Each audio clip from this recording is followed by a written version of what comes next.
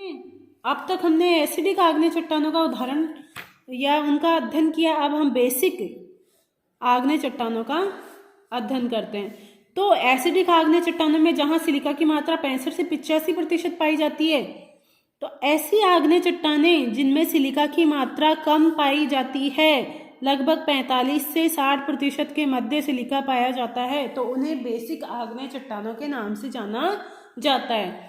इनका औसत घनत्व एसिडिक चट्टानों की तुलना में अपेक्षाकृत क्या होता है? अधिक होता है। 2.8 से 3 के मध्य होता है। इनमें फेल्सपार खनिजों की कमी पाई जाती है। फेरो मैग्नीशियम तत्वों की अधिकता पाई जाती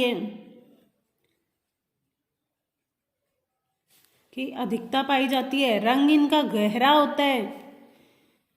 जो बेसिक आग्नेय चट्टान होती है उनका रंग क्या होता है? गहरा होता है। रवों का अभाव पाया जाता है, अर्थात ये क्रिस्टलाइन नहीं होती, नॉन क्रिस्टलाइन होती हैं। और अपरदन का प्रभाव इन पर अपेक्षाकृत क्या होता है? अधिक होता है। इनके अगर उदाहरण की बात की जाए तो बेसाल्ट, ग्रेबो, डोलेराइट, ये सभी बेसिक इग्नियस रॉक के उदाहरण हैं। तो कई बार ये अंतर पूछा जाता है कि अम्लीय आग्नेय चट्टान व क्षारीय आग्नेय चट्टान में क्या अंतर है। तो हम डिफाइन कर सकते हैं कि ऐसी आग्नेय चट्टान जिनमें सिलिका की मात्रा 65 से 85% के मध्य पाई जाती है, उनको एसिडिक इग्नियस रॉक के नाम से जाना जाता है। जिनमें 45 से 60% अर्थात सिलिका की मात्रा कम पाई जाती है, उनको बेसिक इग्नियस रॉक के नाम से जाना जाता है। एसिडिक आग्नेय जो चट्टानें होती है उनका घनत्व अपेक्षाकृत कम होता है, 2.7 से 2.8 के मध्य, जबकि जो बेसिक इग्नियस रॉक होती है उनका घनत्व अपेक्षाकृत अधिक 2.8 से 3 के मध्य पाया जाता है।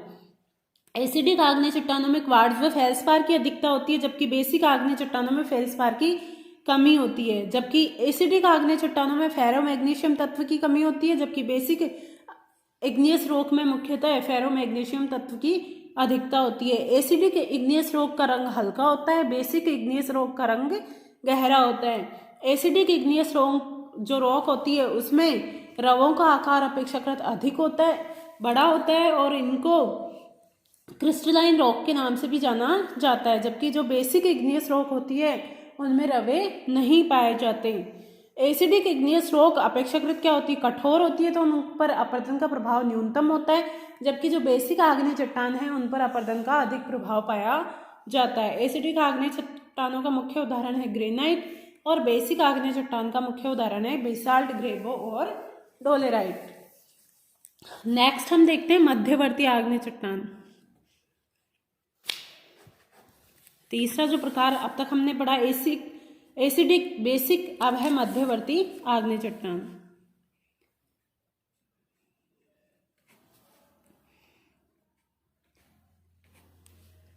तो मध्यवर्ती जो आग्नेय चट्टान होती है इसको मध्यवर्ती नाम इसीलिए दिया गया है कि इसमें सिलिका की मात्रा एसिडिक और बेसिक के मध्य पाई जाती है। अर्थात इसमें सिलिका कैसी होती है?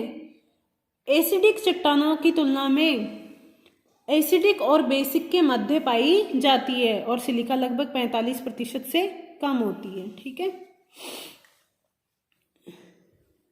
औसत घनत्व 2.75 से 2.8 के मध्य पाया जाता है। और इनके उदाहरण है, मध्यवर्ती आग्नेय चट्टानों के उदाहरण है डायोराइट व एंडेसाइट।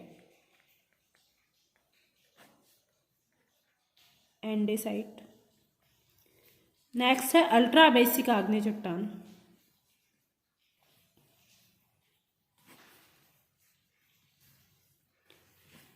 अल्ट्रा बेसिक अगर आग्नेय चट्टान की बात की जाए तो इसमें सिलिका वही 45% से कम,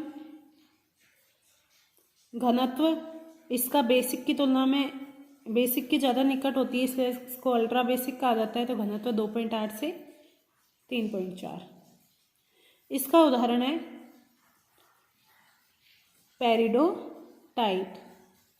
तो अब तक हमने इग्नियस रॉक का जो अध्ययन है वो उसके आधार पर कर दिया। उत्पत्ति के आधार पर इग्नियस रॉक का वर्गीकरण हम कर चुके हैं, रासायनिक संरचना के आधार पर हम वर्गीकरण कर चुके हैं। अब जो तीसरा वर्गीकरण है वो है कणों की बनावट के आधार पर। तो कणों की बनावट के आधार पर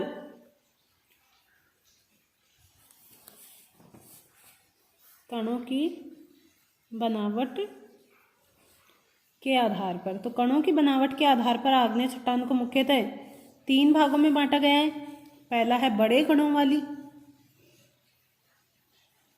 दूसरा है छोटे कणों वाली आग्नेय चट्टान, छोटे कणों युक्त आग्नेय चट्टान, और तीसरा है मध्यम कणों युक्त आग्नेय चट्टान।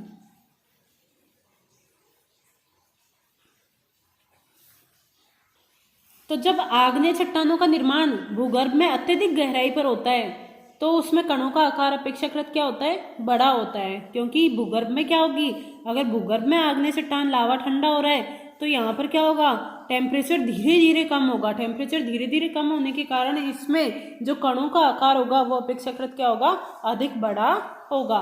छोटे कणों वाली आग्नेय चट्टान तो जब लावा सतह के ऊपर ठंडा होता है, सतह के ऊपर ठंडा होता है तो तीव्र गति से तापमान क्या होता है, यहाँ पर कम होता है, जिसके कारण इसमें कणों का आकार अपेक्षाकृत क्या पाया जाता है, छोटा पाया जाता है। और अगर आग्नेय चट्टानों का निर्माण सतह से कुछ गहराई पर होता है तो क्या होता है, मध्यम कणों युक्त आग्नेय चट्टानों का निर्माण होता है।